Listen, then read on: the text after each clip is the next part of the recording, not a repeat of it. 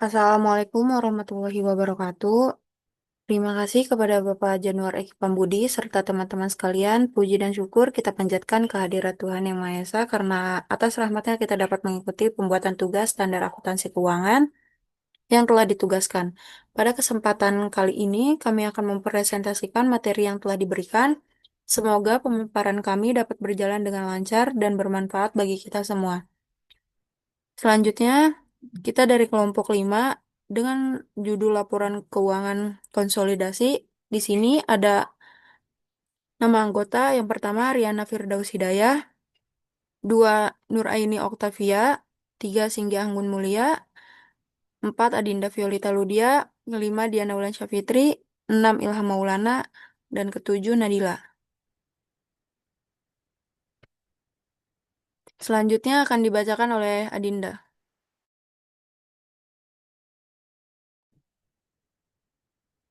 Pendahuluan.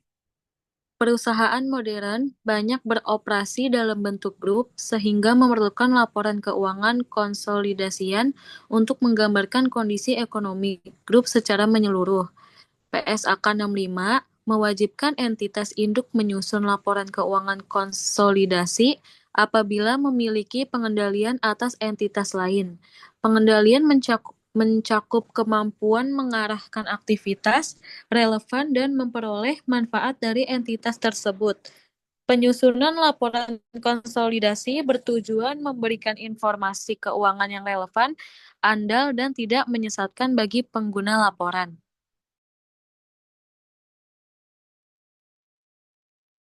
Pengertian dan tujuan laporan keuangan konsolidasian. Laporan keuangan konsolidasian adalah laporan yang menyajikan informasi keuangan grup perusahaan sebagai satu entitas ekonomi yang tunggal, yang terdiri dari entitas induk, entitas anak, entitas asosiasi, dan entitas gabungan yang dikendalikan oleh induk perusahaan. Tujuan penyusunan laporan keuangan konsolidasian adalah memberikan gambaran yang jelas, transparan, dan menyeluruh mengenai posisi keuangan, kinerja, dan arus kas grup perusahaan kepada pemangku kepentingan seperti investor, pemegang saham, dan kreditur. Melalui proses konsolidasi, data keuangan seluruh entitas dalam grup digabungkan sehingga laporan keuangan mencerminkan kondisi ekonomi grup secara utuh, bukan hanya masing-masing perusahaan secara terpisah. Hal ini membantu pengguna laporan memahami hubungan antar entitas, transaksi internal, serta dampaknya terhadap kinerja keuangan grup. Selain itu, laporan keuangan konsolidasian memungkinkan identifikasi resiko, peluang, tren kinerja, dan potensi pertumbuhan grup perusahaan, sehingga menjadi dasar penting dalam pengambilan keputusan investasi, kredit, dan manajerial. Dengan demikian, laporan keuangan konsolidasian berperan penting dalam meningkatkan transparansi, akuntabilitas, dan kualitas informasi keuangan, serta mendukung keberlanjutan bisnis grup perusahaan. Selanjutnya, proses konsolidasi laporan keuangan. Proses konsolidasi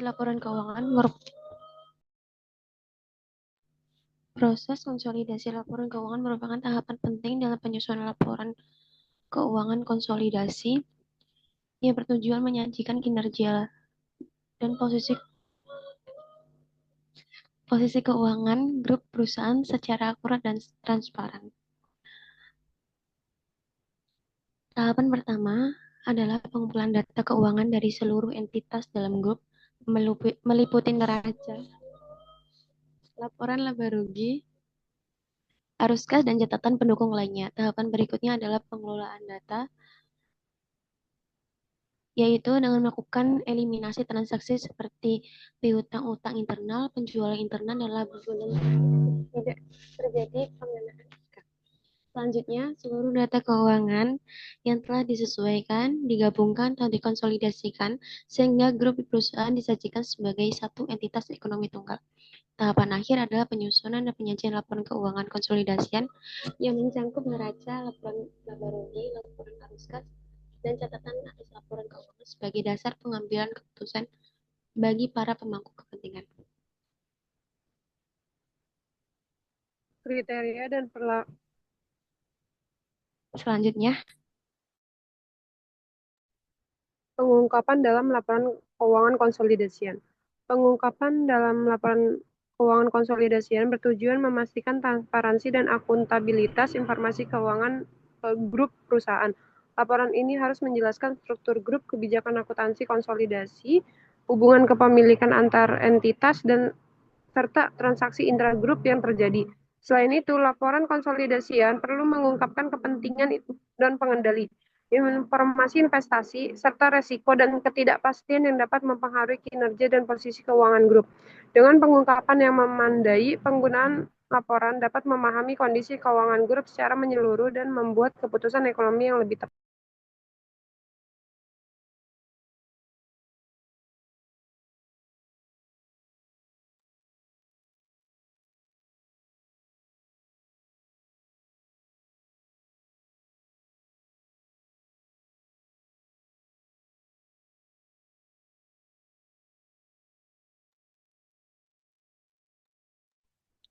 Contoh studi kasus, PT Induk Jaya memiliki 80% saham PT Anak Mandiri.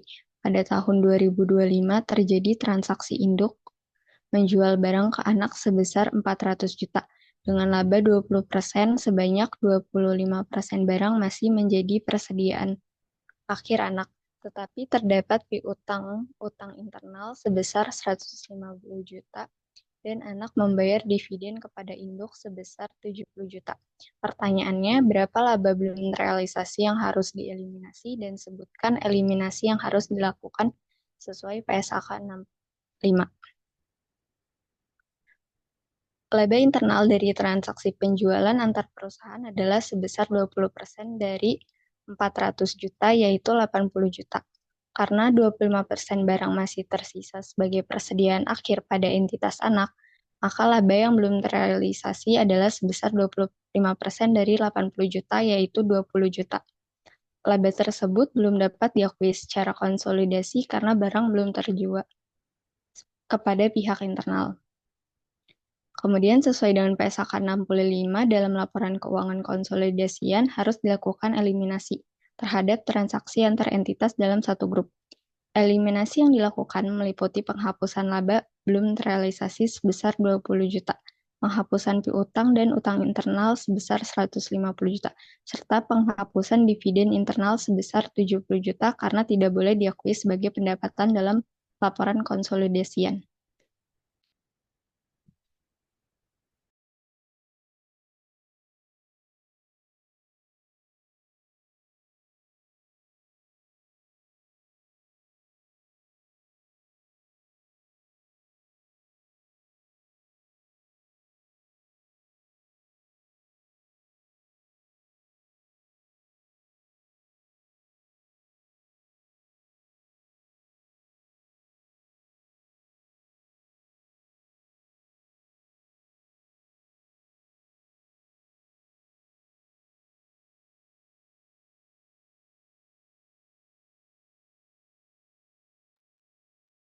Selanjutnya ada kriteria dan perlakuan entitas anak, asosiasi, dan gabungan.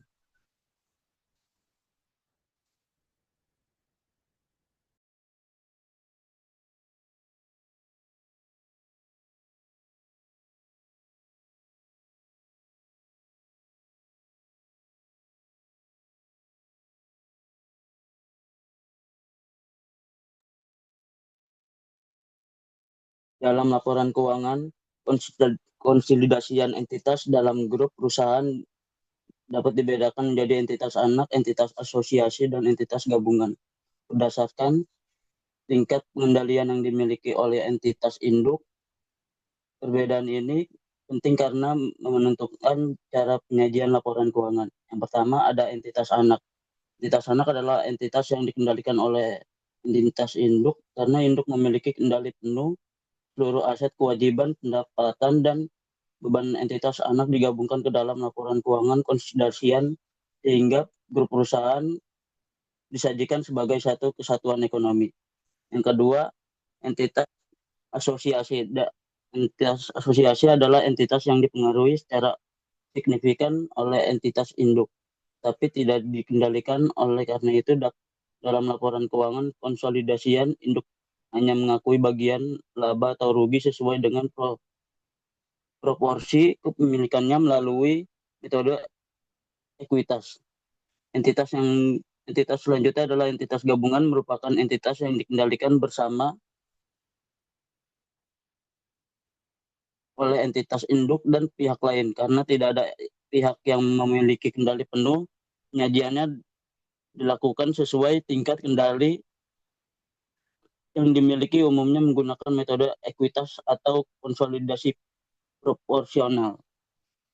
Klasifikasi entitas tersebut memengaruhi metode konsolidasi, pengakuan laba rugi, arus kas, serta pengungkapan dalam laporan keuangan konsolidasian. Oleh karena itu, pemahaman yang tepat terhadap klasifikasi entitas sangat penting agar laporan keuangan mencerminkan kondisi ekonomi grup perusahaan secara akurat dan sesuai dengan PSAK 65.